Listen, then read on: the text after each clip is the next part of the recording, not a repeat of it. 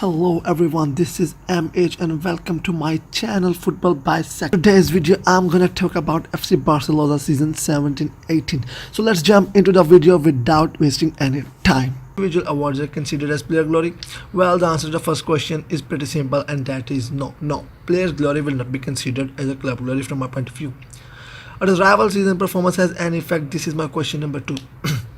And the second thing is, yes, rival performance do have an effect on the season. I would like to share Gary Neville's recent interview in which he stated, if Liverpool now win the European Cup and Chelsea beat United in the FA Cup final, to be honest, I might go traveling for a year or somewhere where there's no Wi-Fi or phone signal. So now let's talk about FC Barcelona season 17-18. Start of the season, FC Barcelona got thrashed by Real Madrid 5-1 in the camp final, which was a bit expected as Madrid were having a red hot season. Neymar leaving for 222 million for PSG. Well, about Mr. Neymar Jr. I will talk about some other day. But Neymar was an important player and a key player for FC Barcelona. His departure was a great setback for the Barca. Arrival of Valverde, who is known for his defensive qualities with Bilbao. A new coach to the team brought some new faces to turn things up. Most importantly, 20 years old Dembele from Dortmund for 105 million. It took the hole which was left by Neymar.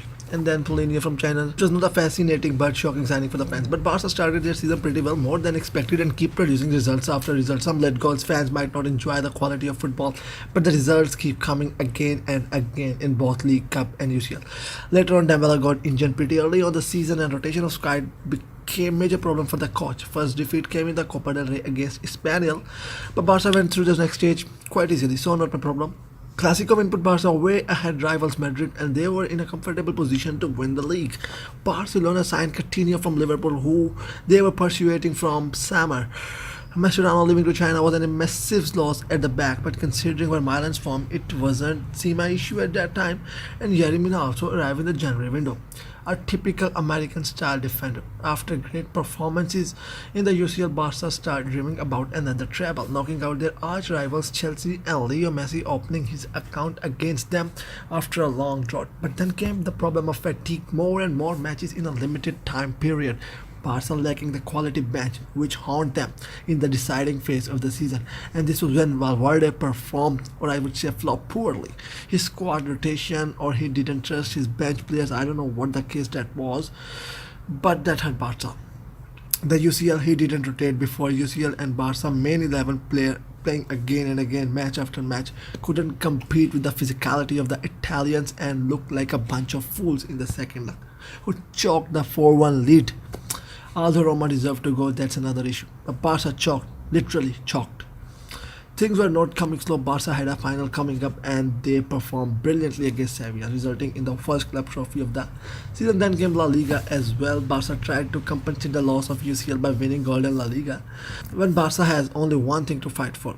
And they played pretty good, match after match. They draw against Real Madrid with 10 men. Then came another blunder by Valverde, or I would say board pressure on him to leave Messi out of the squad because of the friendly game at Johannesburg. Valverde rotated again before Levante, who were in a great form, and Barca conceded 5 goals. Yes, 5 goals after 17 years. That's shocking news. Barca tried, but without Leo Messi, they came short. We had seen this many times this season, and the previous one as well. He was not there to save us. He was against Sevilla. Barca lost on the very day when Leo Messi won his Golden Boot. Well, that's an interesting fact. For Barca lost what they were fighting for. What a painful thing it will be, but they made a record run of 36 unbeaten games. That's all for FC Barcelona season 17-18. Well, now let's talk about some positive aspects from the season. Well, Valverde seems to consider Denis Suarez as an important player in the later part of the season, which is a good thing. Coutinho proved his word that he worth every single penny. Dembele has shown the glimpse of becoming the hire of Leo Messi, but he's still too young. Barca look like dream team this season, but in bits and pieces, so they need to replicate these bits and pieces to inform into consistency. Barcelona were very good all season defensively, which was a great thing till the last phase of the season. Overall, I would say it was a pretty good season for Barca, and it can be turned into an excellent season.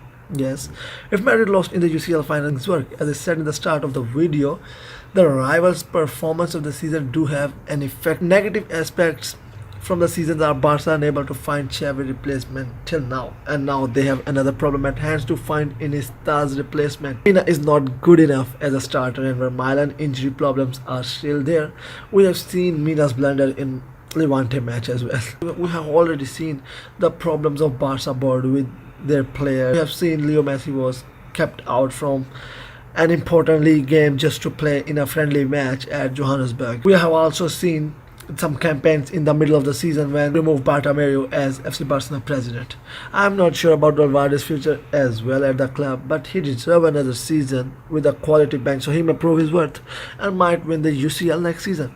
I will talk about Valverde's future in my next video. So that's all from me.